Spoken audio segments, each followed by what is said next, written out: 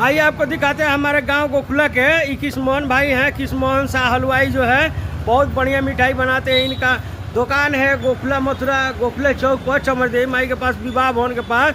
आप लोग का यदि शादी विवाह किसी भी फंक्शन में मिठाई बनवाना हो तो इनसे संपर्क करें आकर के यहाँ पर मिठाई बनवाए। बढ़िया मिठाई देख लीजिए, आपको दिखा रहे हैं कितना बढ़िया जिलेबी बनाए हैं।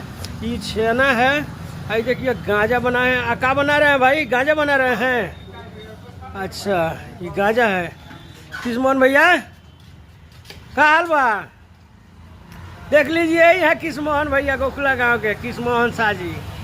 बहुत बढ़िया मिठाई बनाते हैं।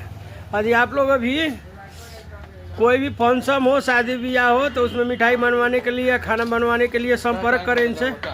हैं देख लीजिए जिलेबी दिखा रहे, कितना ताज़ा जिलेबी है। अरे खाना चाहते हैं तो कमेंट कीजिए, आपके घर पहुंच जाएगा जिलेबी। वाह वाह वाह क्या जलेबी है। ये खाजा देख लीजिए, वाह वाह वाह।